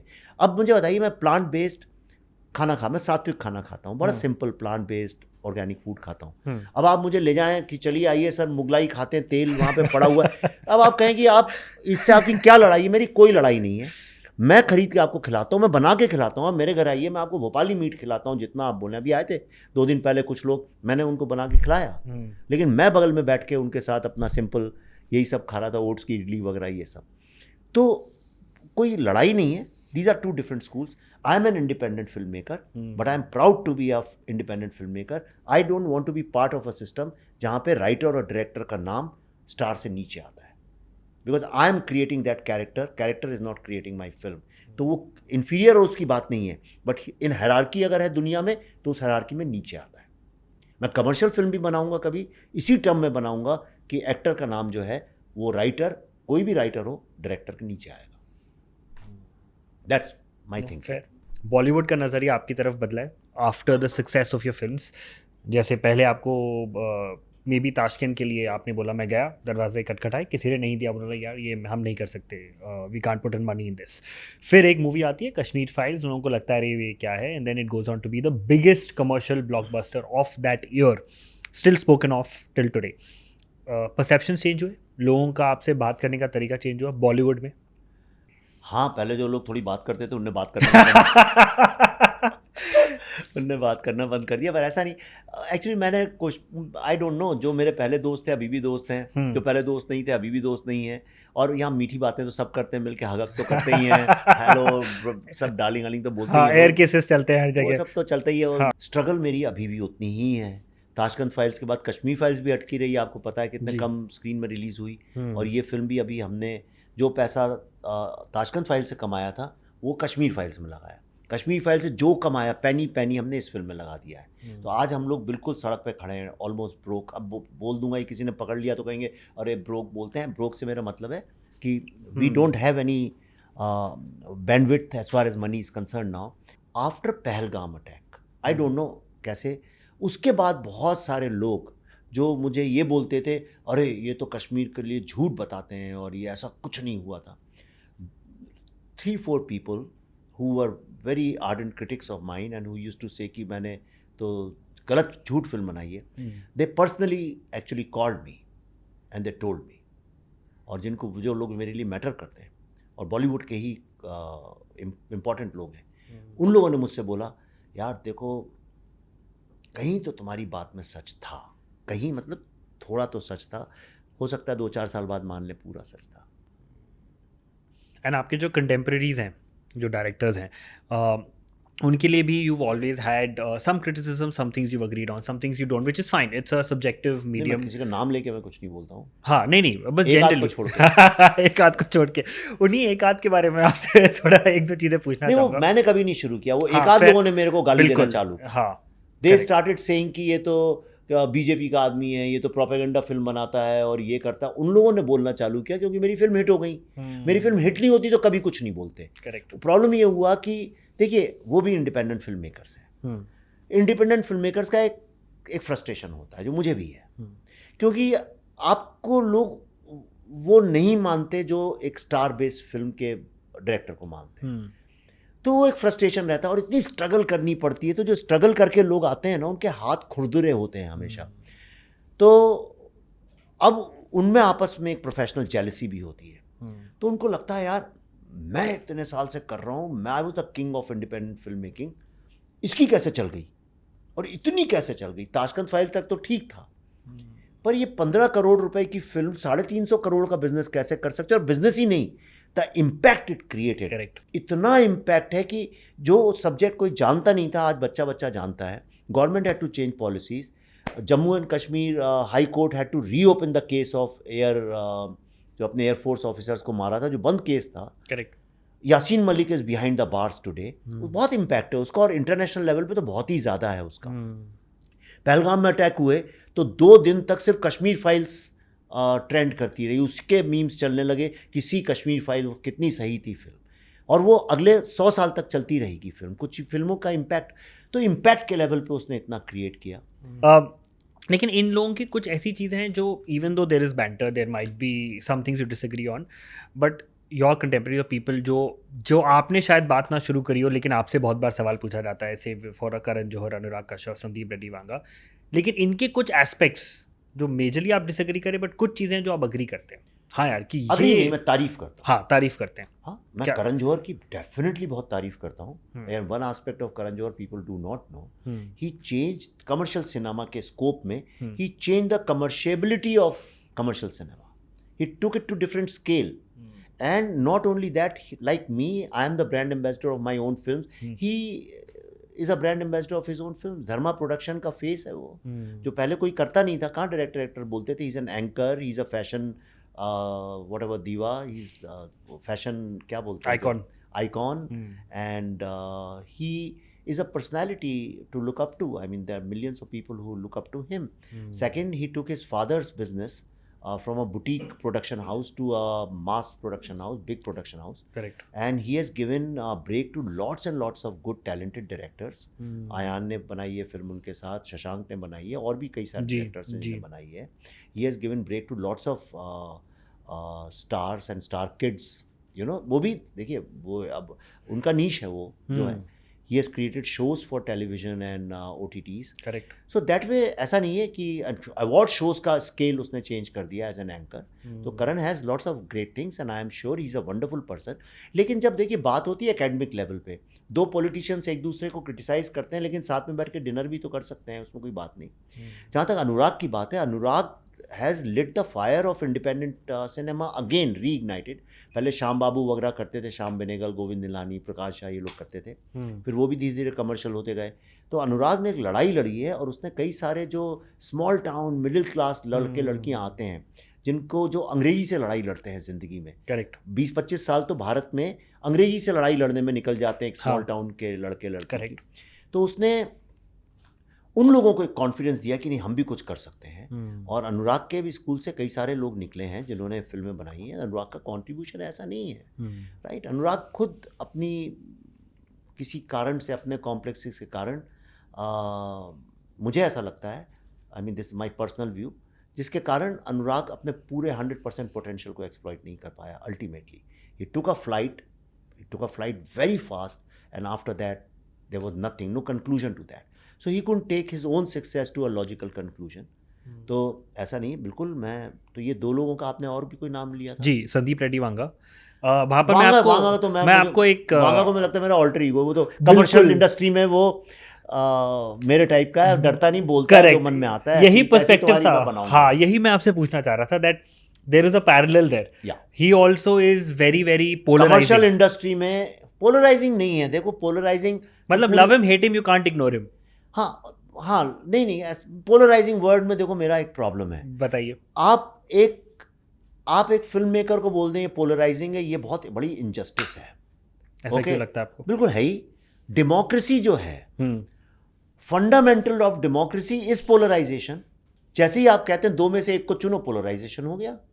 दुनिया के जितने रिलीजन से पोलराइजिंग है वो कहते हैं हमारा ही रिलीजन सही है, बाकी सब बेकार हैं. सारे मोटिवेशनल स्पीकर्स पोलराइजिंग है. वो कहते हैं मैं जो मोटिवेशन सिखा रहा हूं वही सही है, बाकी सब बेकार है. Isn't it? पेप्सी का CEO वो भी तो पोलराइज कर रहा है, कोका कोला का भी कर रहा है. तो जब सारी दुनिया पोलराइजेशन पे चल रही है तो एक बेचारे फिल्म मेकर जो उसकी देख के जो चल रहा है दुनिया में दिखा रहा है, उसको कैसे पोलराइजिंग आप बोल सकते हैं? संदीप वांगा को लोग कहते हैं टॉक्सिक मैस्कुलिनिटी, राइट. तो आपके सोसाइटी में क्या चल रहा है? आपकी सोसाइटी में कहाँ औरतों की इज्जत है? आपकी सोसाइटी भी तो वही है, आपके जो दर्शक हैं वो तो वही हैं, राइट. तो क्या गलत है? उसके एक स्टोरी टेलिंग है, वो आपको लगती है वो अपने पॉइंट ऑफ व्यू से दिखा रहा है, जो दुनिया वो जानता है वो दिखा रहा है. मुझसे भी कई लोग कहते हैं कश्मीर फाइल्स में आपने दूसरा पॉइंट ऑफ व्यू क्यों नहीं दिखाया, राइट. कैसे दिखा सकते हैं? मुझे बताइए, मैं टेररिस्ट का पॉइंट ऑफ व्यू क्यों दिखाऊं और कैसे दिखाऊं, मुझे पता ही नहीं है. इतनी फिल्में कश्मीर में बनी उसमें टेररिस्ट का पॉइंट ऑफ व्यू दिखाते थे. कई फिल्में बनी जिनमें डाकू का पॉइंट ऑफ व्यू दिखाया गया है, लेकिन शेखर कपूर ने फूलन देवी का पॉइंट ऑफ व्यू दिखाया. तो सबने कही तो पोलराइज कर रहे हैं. फिल्म अटक गई, सुप्रीम कोर्ट तक जाना पड़ा शेखर कपूर को. उन पे भी यही आरोप लगे थे. जब शिंडलर्स लिस्ट बनी तो स्पीलबर्ग पे भी ये आरोप लगे थे कि तुम तो सोसाइटी को पोलराइज कर रहे हो, पुराने जख्म कर रहे हो, ये कर रहे हो. बड़े प्रोटेस्ट हुए उस फिल्म के अगेंस्ट, करेक्ट. लेकिन over a period of time bandit queen आपको समझ में आया कि नहीं, बात तो सही थी यार. शिंडलर्स लिस्ट आपको बात तो सही थी. मैंने आपको बताया पहलगाम के बाद लोगों के दिल पलटने लगे. हाँ यार, बात तो सही कही थी बंदे ने, यू नो. तो क्या होता है कि हर आदमी का अपना एक व्यू होता है, उस हिसाब से वो कहता है.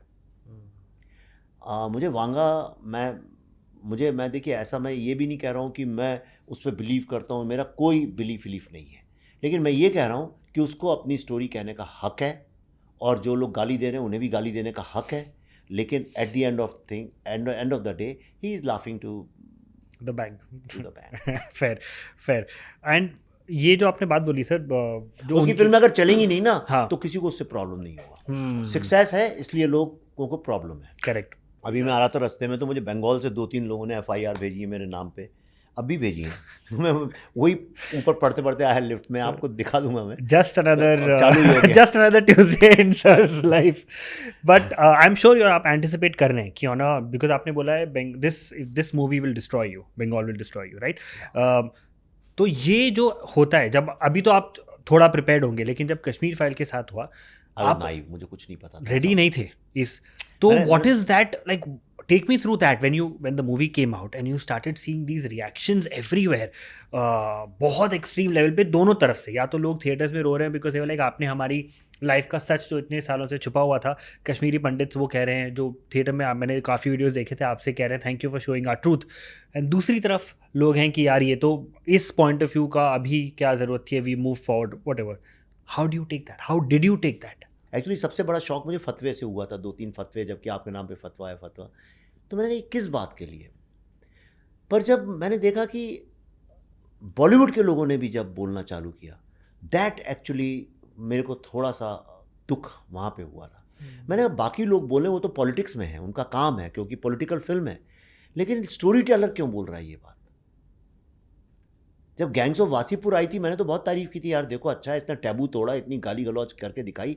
सोसाइटी में लोग गालियाँ ही तो देते हैं और क्या करते हैं, 24 घंटे यूपी बिहार में तो बहुत गालियाँ बोली जाती हैं. तो बाकी लोग गाली दिखा रहे हैं गाली दिखा. मैंने सपोर्ट किया था तब भी, मैं हर किसी की फिल्म को सपोर्ट करता आया हूँ. हंसल मेहता की फिल्म थी जो सेंसर में अटक गई थी और कोई निकल ही नहीं सकती थी, वो उसका इतनी बार रिव्यू हुआ था. मैं बोर्ड में था उस वक्त, तो मेरे सामने आई वो फिल्म. हंसल खुद नहीं आया, उसका बेटा आया था. पूछ लीजिएगा कभी आप इंटरव्यू के लिए बुलाएंगे तो. उसमें कई सारे कट्स थे जो जेन्युइन कट्स थे. पूछिएगा, मैंने उससे कहा मैं विदाउट कट तुम्हारी सारी फिल्म को रिलीज़ कर रहा हूँ, मुझे कुछ नहीं काटना इसमें से, एक नहीं, सब कैंसिल. मुझे बुरा ये लगा कि ये फिल्म मेकर्स जो मेरे घर में आके इतना खाना खाते थे, दारू पीते थे, दोस्त समझता था, ठीक है तुम नहीं किसी चीज़ आइडियोलॉजी से बिलीव करते हो सकता है तुम्हारी अपनी कंपल्शंस हो, लेकिन तुम पब्लिक में आके जब उन लोगों ने मुझे अटैक करना चालू किया, I didn't realise and they isolated me completely and everybody they started. शुरू के कुछ दिन, लेकिन जैसी फिल्म चली तो प्रोड्यूसर, डायरेक्टर्स, एक्टर्स, एक बहुत बड़े स्टार हैं, उनने तो मुझे अपनी गोद में बैठा लिया, सर आपके साथ काम ही करना है, ये करना है वो करना है. पर ये सब नाटकबाजी भी होती है इस इंडस्ट्री में, जस्ट कि कब क्या पता किसके साथ हो जाए. तो इस इंडस्ट्री में लोग सक्सेस को पूछते हैं, राइट. दूसरा ये है कि जब सिक्योरिटी थ्रेट्स आनी चालू हुई, मैं आप कश्मीर फाइल्स के अभी तक मैं अपने बच्चों के साथ कभी ट्रैवल नहीं करता हूँ, गाड़ी में नहीं जाता हूँ, मेरे साथ हमेशा सीआरपीएफ के लोग रहते हैं. इट्स अ इम्प्रिजनमेंट, ये जेल है. लोग इंडिया में होंगे कुछ लोग जो कहते हैं और ये स्टेटस है. मुझे शर्म आती है. मैं हफ्ते में 3 बार फिल्म देखने जाता था थिएटर में. मैं तब से गया नहीं हूँ, मुश्किल से 2 या 3 बार गया हूँ. आई डोंट लाइक कि पीछे गन लेके एक आदमी आपके चल रहा है. लेकिन मैं एक सीधा सा सवाल ये है, कभी कोई फिल्म मेकर ये नहीं सोचता है कि एक फिल्म बनाने के लिए एक आदमी की जान को थ्रेट है, we should support him and stand with him. तो मैं उन लोगों की इंटेग्रिटी का मुझे प्रॉब्लम होता है. मुझे लगता है इनकी इंटेग्रिटी नहीं, और इन सबको मैं सपोर्ट करता आया हूँ. मैं हमेशा खड़ा हुआ. मेरे पुराने ट्वीट्स लोग कंट्रोवर्शियल उठाते हैं, आप देखिए मैंने जब हुआ है किसी के अगेंस्ट, किसी को ट्विटर में बैन कर दिया या लोगों ने उसको वो कर दिया, मैं हमेशा खड़ा हुआ हूँ. ऐसे लोग जो मेरे दुश्मन हैं पॉलिटिकली, मतलब एकदम कट्टर, मैं उन लोगों तक के लिए खड़ा हुआ हूँ. मैंने कहा नहीं, इनकी फ्री स्पीच की लड़ाई लड़नी चाहिए, राइट. क्योंकि आपकी वैल्यूज़ जो हैं वो पर्सन बेस्ड नहीं होनी चाहिए, आपकी वैल्यूज़ जो हैं वो प्रिंसिपल बेस्ड होनी चाहिए कि ये मेरा प्रिंसिपल है. तो इसलिए वांगा का उतना ही राइट है फिल्म बनाने का जितना करण जौहर का है या मेरा है, जितना सत्यजीत रे का था या जितना कांति शाह का था. उतना ही राइट है उसका, उतना ही राइट है ये फिल्में बनाने का जितना एक पॉलिटिशियन को औरतों के बारे में गलत बात करने का राइट है, जितना रिलीजियस गुरुज को औरतों के बारे में बात करने का राइट है. जितनी मैस्कुलिनिटी इस कंट्री के अंदर अलाउड है उतनी उसको फिल्म बनाने का अलाउड है.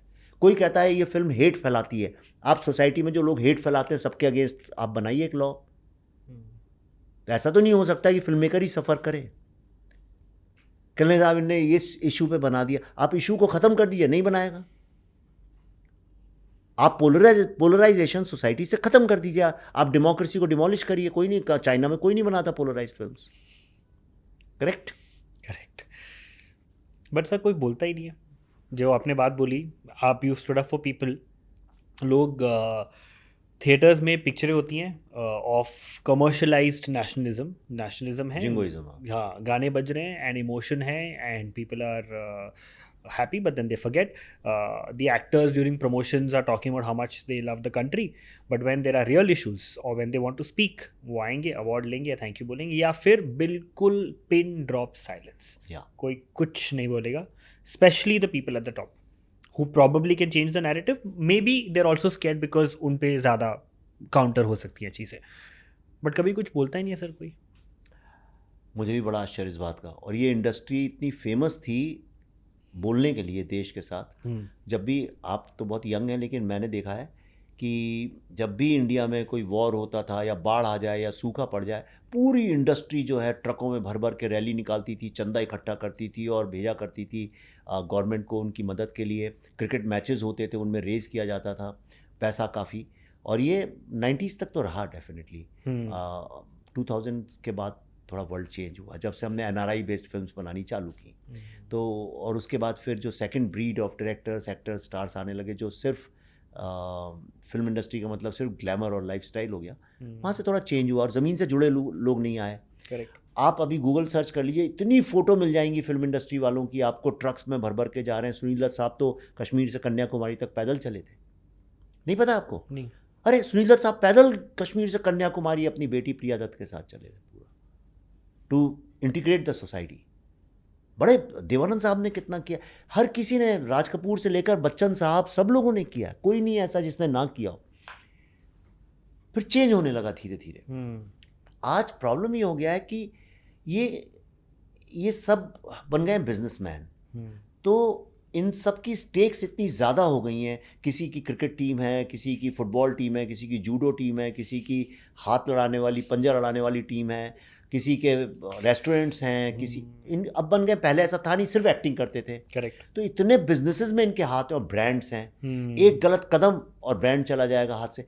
तो ये सब डरी हुई कौम है, राइट?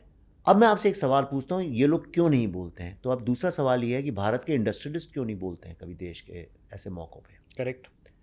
टॉप क्रिकेट स्टार्स क्यों नहीं बोलते हैं? बिल्कुल सही बात, राइट? जो आता है वनडे में छक्के अक्के मारता है, जिसके बिजनेस और रेस्टोरेंट्स नहीं, वो लड़का बोलता होगा क्रिकेट में, लेकिन जिनके धंधे वो नहीं बोलता है। तो हम कभी सवाल नहीं पूछते उनसे। मीडिया का तो काम है बोलना ना जी। तो मुझे ये बताइए कि इंडिया में जो बड़े मीडिया हाउसेस हैं, उनके जो ओनर्स हैं, वो एक शब्द क्यों नहीं बोलते कभी? क्यों नहीं बोलते? वो तो करोड़ों लोग को इन्फ्लुएंस करते हैं। और फिल्म इंडस्ट्री का मतलब क्या सिर्फ एक्टर्स ही है?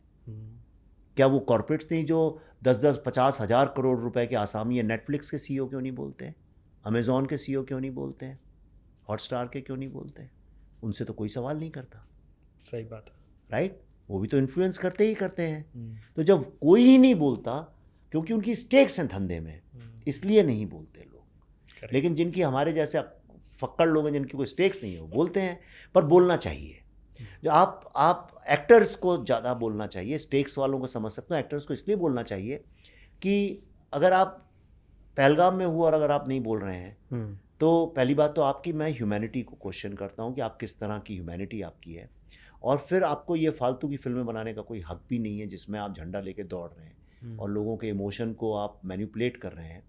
अगर आप लोगों के इमोशन को मैनिपुलेट करते हैं अपने पैसे कमाने के लिए, तो आपका फ़र्ज़ बनता है कि आप ऐसे मौक़ों पे खड़े होकर भले ही झूठ बोलें पर साथ तो खड़े हों। करेक्ट। सो बट यही कह सकता हूँ, that's their choice, their game. Sir एक नया ट्रेंड भी चल रहा है आजकल कि हर स्टार को, every A lister is trying to seem middle class.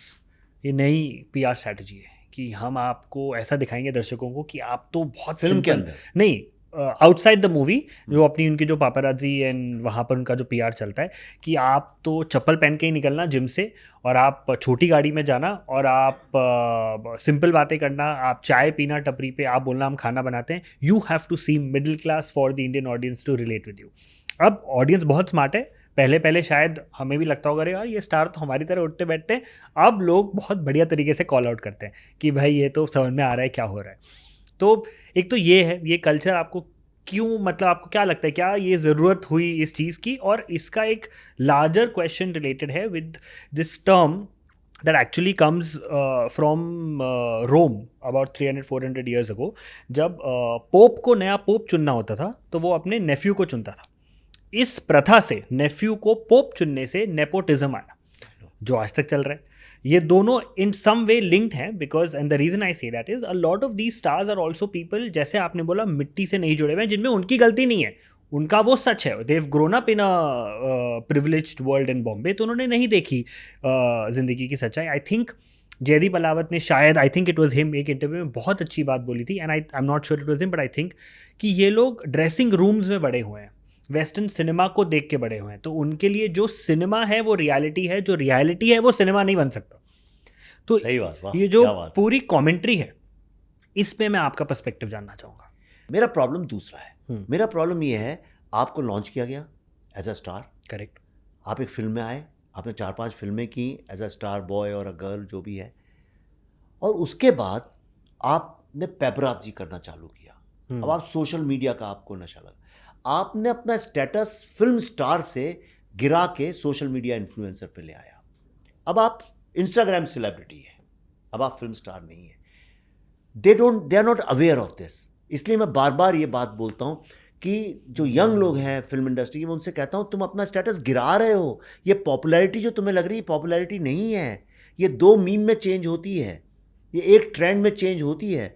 तुमने लाख रुपए दे के सब्यसाची के कपड़े या मनीष मल्होत्रा के पहन के बहुत अच्छा एक फ़ोटो शूट किया और तुम्हें लगा इसके बाद तुम्हारी किस्मत बदलने वाली है, और तुमने जैसे ही उसको डाला इंस्टाग्राम के ऊपर, 4 घंटे बाद अहमदाबाद में प्लेन क्रैश हो गया, तुम्हारा सारा एफर्ट वेस्ट हो गया, 4 दिन बाद कोई nobody cares about you know. तुम बहुत ही फ्लीटिंग मूवमेंट के लिए सब चीज़ें कर रहे हो। You should be known only for your acting, जो तुमने सोचा है। और अगर तुम्हें स्लैब बनना है तो स्लैब बनो, फिर इंस्टाग्राम में तुमसे भी ज़्यादा पॉपुलर सेलेब हैं, उसमें तुम कहीं टिकते नहीं हो। तुम सिर्फ पैसे की ताकत से रोज फोटो ही खिंचा सकते हो, क्योंकि बाकी लोग तो बड़ी इंटरेस्टिंग रील्स बनाते हैं, कॉमेडी करते हैं, ये करते हैं, उनकी कम्युनिटी है, उनकी एक कम्युनिटी है, इज़न्ट इट। आप यानी एक फिल्म का कॉमेडियन है समझिए, जैसे जॉनी लीवर साहब है। अब जॉनी लीवर साहब हैं और समय रैना अपना ही बच्चा है, बड़ा प्यारा लगता है मुझे, I really love him and my heart goes for him. अब जब दोनों में कंपैरिजन हो तो लोग कहेंगे साहब ये स्टैंड अप कॉमेडियन है, ये फिल्म कॉमेडियन है। बड़ा छोटा नहीं कह रहा हूँ, 2 अलग हो गए। पर समझिए अगर फिल्म कॉमेडियन जो भी है ABC, वो 24 घंटे आके फ़ोटो खिंचाने लगे अपनी, यहाँ पे ये करने लगे, what will he be known for? As a social media celeb. लेकिन टिकट तो ये बेच रहा है। अब कंपैरिजन करिए, then Samay Raina is the king, you are just photo खिंचाने वाले, चप्पल पहन के जिम से निकलने वाले। एक तीसरा क्या प्रॉब्लम होता है, आप हैज़ बीन लगने लगते हो कि आप कभी हुआ करता था आपका करियर। ये प्रॉब्लम है। वो चार्म था ना सर, पहले आप जानते नहीं थे कि स्टार कैसे जीते हैं। अभी भी है, यकीन मानिए, मैं नाम नहीं लूंगा। एक 90s अर्ली 2000 तक के एक बहुत बड़े स्टार हैं जी। एक बार मैं फ़्लाइट में जा रहा था, जोधपुर उदयपुर कहीं की फ़्लाइट थी, तो उसी फ्लाइट में वो भी थे, और एक आज के यंग जिनकी 24 घंटे फ़ोटो खींचती हैं इंस्टाग्राम में और फिल्में भी करते हैं, इस तरह के भी एक स्टार थे। जब हम उतरे वहाँ पे, तो मैं डायरेक्टर हूँ, मुझे चिंता नहीं, हालांकि मुझे भी अब लोग पहचानते हैं, करते हैं, पर भीड़ नहीं लगती कि 100 लोग खड़े दौड़ के आ गए, ऐसा नहीं होता। लोग आके कहते हैं हाँ नमस्ते विवेक जी, आपने अच्छी फिल्म बनाई थी सर, एक फ़ोटो खींच लें, उस तरह से थोड़ी इज्जत से करते हैं, भागते नहीं हैं, हिस्टीरिया नहीं होता। तो जब उतरे तो हम लोग गप्पे मार रहे थे, अपना सूटकेस का वेट कर रहे थे। जैसे ही हम एयरपोर्ट से बाहर निकले तो उसके पहले ये young star had come out और कई सारे लोग फ़ोटो खिंचा रहे थे। लेकिन जब मैं इस लेजेंडरी स्टार के साथ बाहर आया, आप यकीन नहीं करेंगे, सब छोड़ के भाग के आ गए, उनका गाना गाने लगे, उनकी फिल्मों के डायलॉग बोलने लगे, टैक्सी वाले टैक्सियों से उतर के आके उनका गाना, टैक्सी, हेयर स्टाइल, बात करने लगे उनसे। इसका मतलब लोगों के दिल में, लोगों के माइंड स्पेस में, जिस आदमी ने 10-12 साल से फिल्म ही नहीं की, उसकी स्पेस ज़्यादा थी, और जो रोज़ इंस्टाग्राम में दिखते हैं वो एक फ्लीटिंग कमोडिटी की तरह थी कि आपने समोसा खाया, आधा फेंक भी दिया तो फ़र्क नहीं पड़ा, उस तरह से। मतलब उसकी एक use and throw kind of वो थी। मैं इसलिए नाम नहीं ले रहा हूँ क्योंकि इस दोनों कैटेगरी में बहुत सारे लोग फिट होते हैं। करेक्ट। अपने दिमाग में जो आपको अच्छे लगते हैं आप फिट कर लीजिए। मैं समझ गया। This is the comparison. I understand the example. This is the comparison. Correct. एक की क्रेडिबिलिटी है, एक की कोई क्रेडिबिलिटी नहीं है। Camera out, you are out. वहाँ camera out, you live. Before I talk about Bengal Files, I have one last question I want to ask you, because आपने नाम लिया तो मेरे को एकदम से याद आया, because the concept of freedom of speech and freedom in a democracy is so dear to you. A lot has happened with stand-up comedians in India recently. Yeah. Right? Samir Raina has also been one of the main ones जिन्होंने बहुत कुछ face किया लोगों से, and अभी वो डर है आप किसी भी स्टैंड अप कॉमेडी से बात करें, वो मजाक में इस बात को बोल देंगे, लेकिन बोलेंगे हाँ डर लगता है कि मेरी कोई बात को मिसकंस्ट्रूड करके भाई मैं I could next moment I could be in jail, या मेरी तोड़ फोड़ हो जाएगी मेरी जहाँ मैं कर रहा हूँ. what is your perspective as a storyteller and a filmmaker on this, the fact that अगर कोई इंसान कुछ बोल रहा है तो इस तरह का रिसेप्शन उसे मिलता है? देखिए, democracies in today's time are mobocracies. सारी दुनिया में सोक्रेटिस ने बोला था ये बात कि ultimately all democracy will become mobocracy, अगर सबको वोटिंग राइट दे दोगे. क्योंकि आधे से अधिक लोग तो यंग लोग होंगे, उनको पता नहीं देश कैसे चलाना है, सही क्या है गलत क्या है. और बाकी अल्कोहलिक्स और क्रिमिनल्स और करप्ट लोग होंगे, उनको भी वोटिंग राइट देने का कोई फ़ायदा नहीं है. तो उसको जहर पिला दिया गया, मार डाला गया. ठीक है, और वो भी डेमोक्रेटिकली हुआ था, वोटिंग हुई थी. और पता है कितने वोट से आ रहा था वो? 1 वोट से.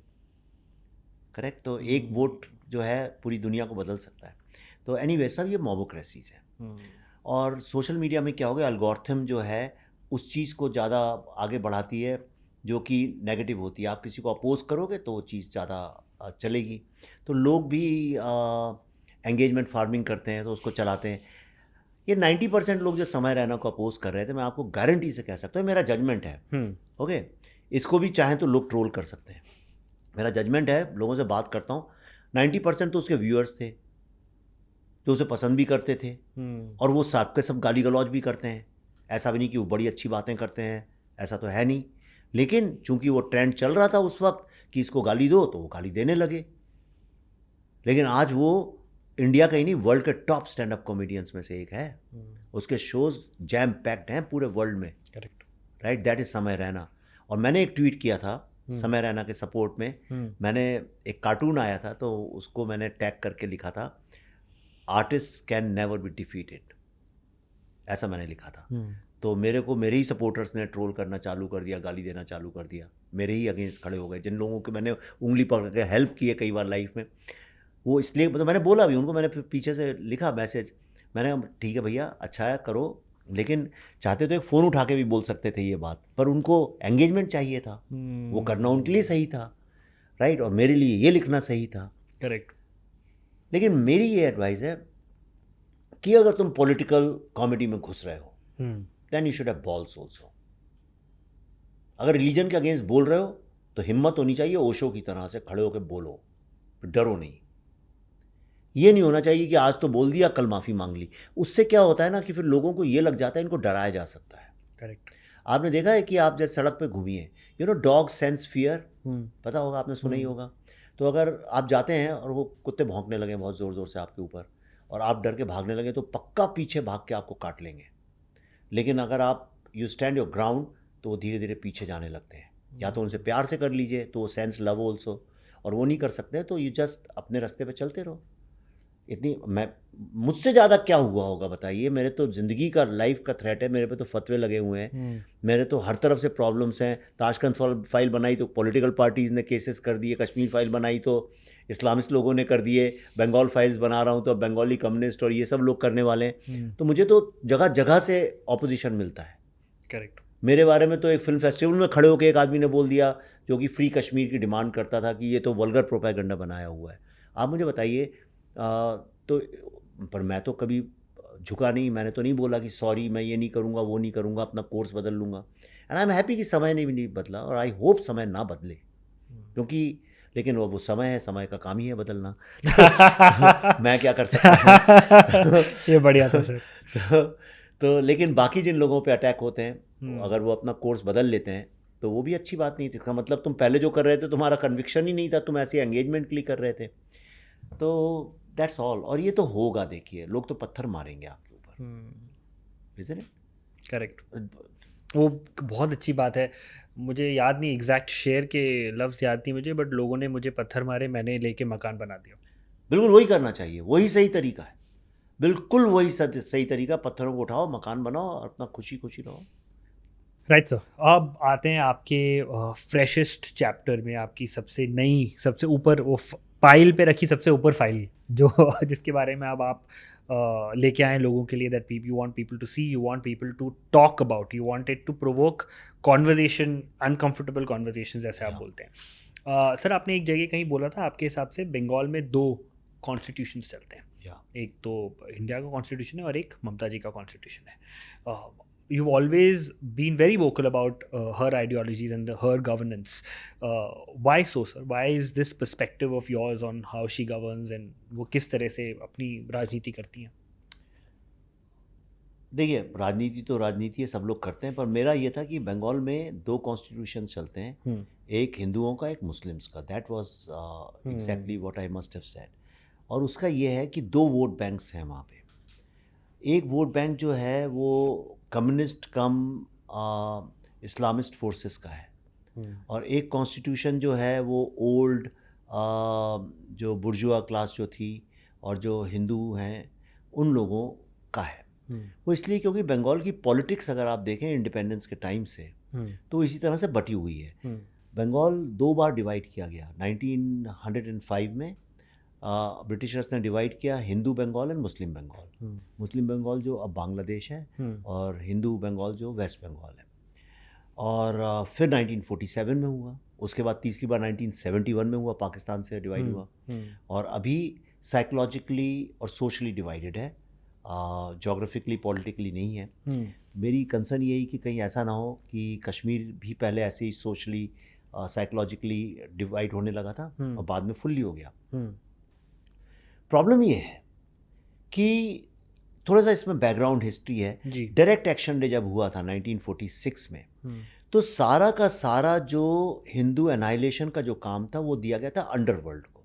अंडरवर्ल्ड उस वक्त जो थे मुस्लिम गैंग्स चलाती थी, और जो हिंदू जो कम्युनिटी थी उसमें बिजनेसमैन बहुत थे, इंडस्ट्रियलिस्ट थे, ज़मींदार लोग थे, तो पैसे वाले पावरफुल लोग थे.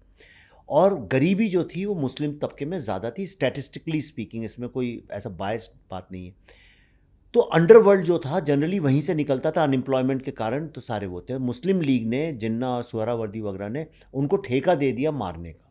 2 दिन के लिए सारे थाने बंद हो गए कि इनको मारो. 40,000 लोग मारे गए. लेकिन जब भारत आज़ाद हो गया तो ये अंडरवर्ल्ड जाता कहाँ.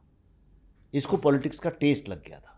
गुंडे, मवाली, जो चोर, जेब कतरे, इस तरह के जो लोग थे, ये सारे के सारे ऑन मास जब गवर्नमेंट बनी तो इन सब ने कांग्रेस में ज्वाइन हो गए.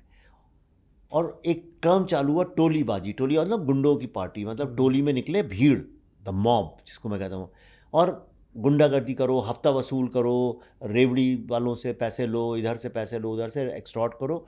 और वो सारा का सारा जो पैसा है वो पॉलिटिकल पार्टीज़ को एक तरह के डोनेशन की तरह से इलीगल बनी वहाँ पहुँचता है, और उससे पॉलिटिकल पार्टीज़ अपना इलेक्शन लड़ती थी.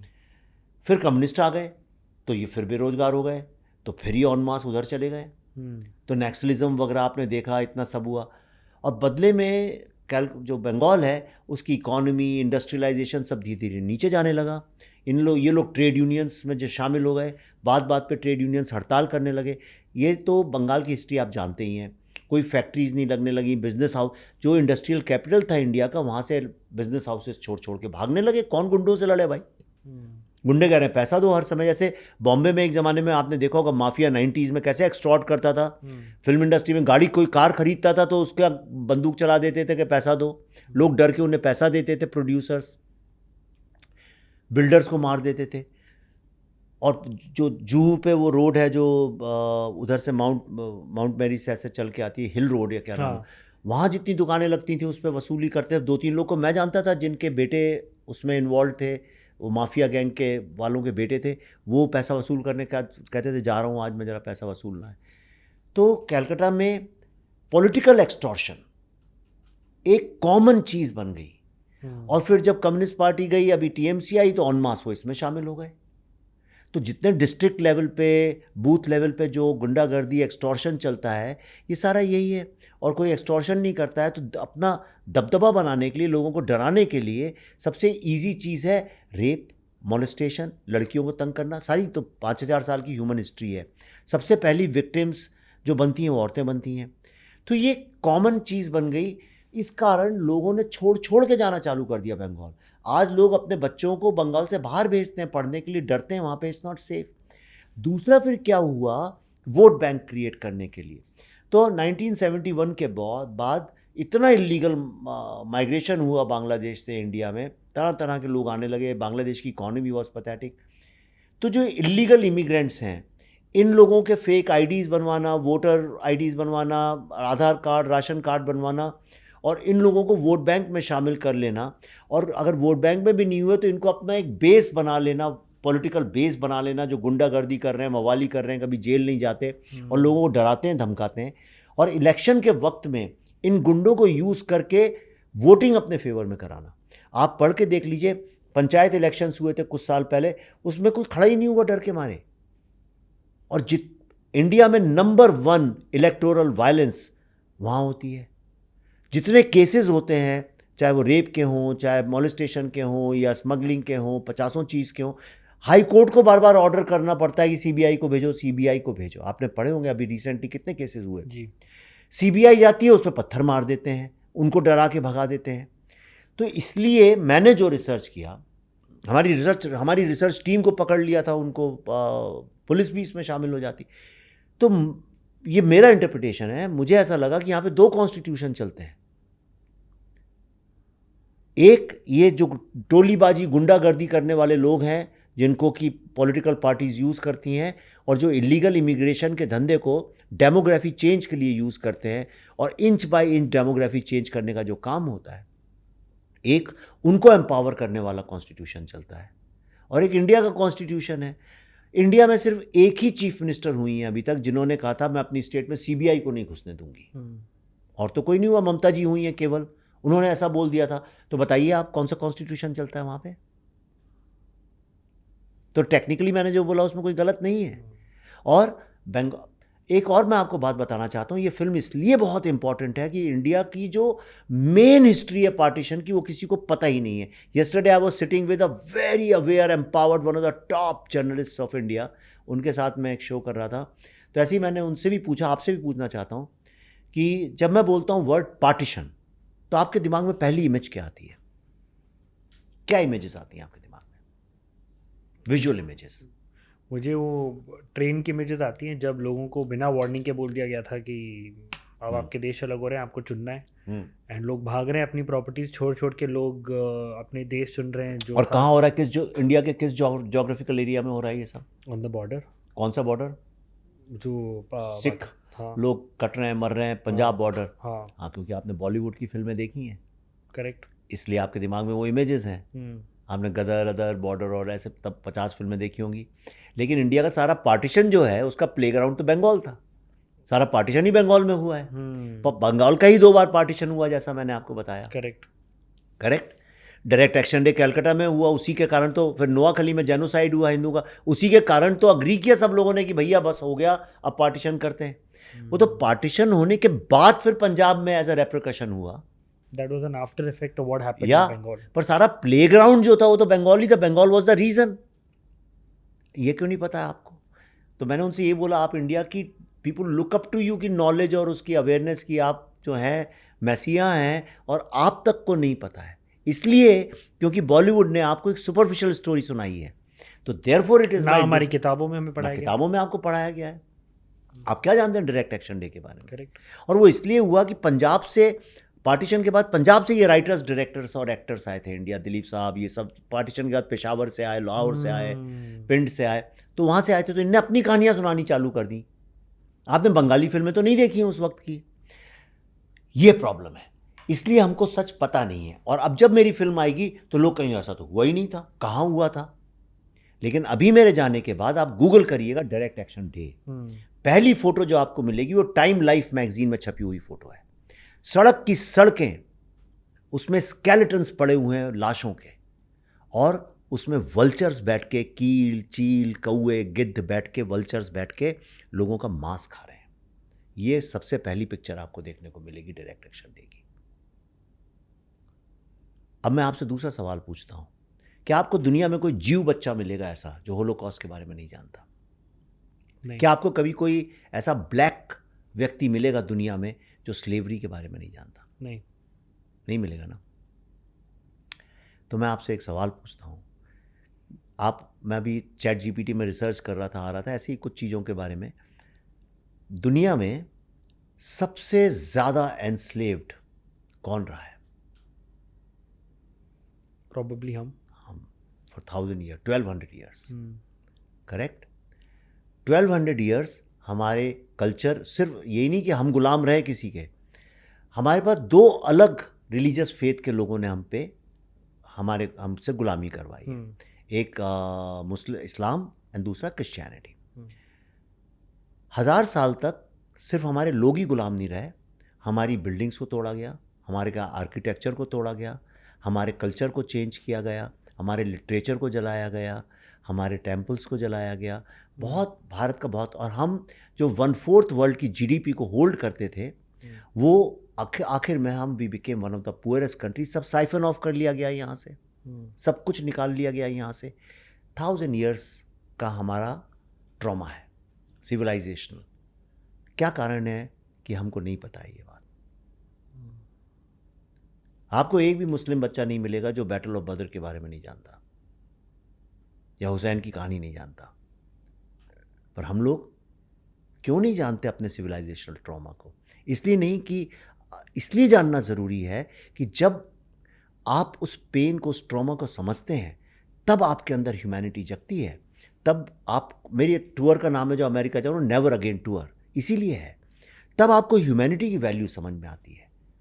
तो चूंकि मैं टेलीविज़न में इंटरव्यूज़ देता हूँ, वहाँ नुआंसेस होते नहीं हैं, पीपल डोंट अंडरस्टैंड मैं क्या करने की कोशिश कर रहा हूँ। जो मैं फिल्म बना रहा हूँ इसे कहते हैं आर्ट ऑफ एब्सेंस। मतलब अगर मैं आपका जो कप है, इसमें आप कॉफ़ी पी रहे थे, इसमें से कॉफ़ी गायब कर दूँ तो आपको कॉफ़ी की वैल्यू समझ में आ जाएगी 2 मिनट के अंदर। अरे कप खाली क्यों है?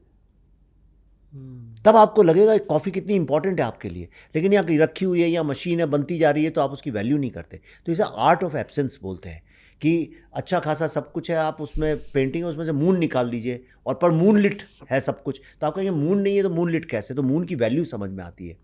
तो मैंने कश्मीर फाइल्स में से ह्यूमैनिटी निकाल दी। आपको मैंने आई शोड यू कि जब ह्यूमैनिटी नहीं होती तब क्या होता है।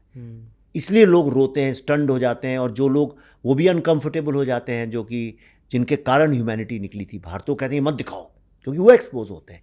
इसी तरह से जब आप अपने सिविलाइजेशनल ट्रोमा को याद नहीं रखते हैं, आप अपनी माँ के, अपने दादी के दुख और संघर्ष को नहीं जानते हैं, तब फिर आप you are born with silver spoon, और आप वही जो आप कह रहे थे कि सिनेमा रियलिटी रह जाती है आपके लिए, रियलिटी सिनेमा नहीं बन पाता है। तो जो ये नई जनरेशन हिंदुस्तान में बड़ी हो रही है, इसका कनेक्ट ही नहीं है हमारी ट्रूथ और रियलिटी के साथ।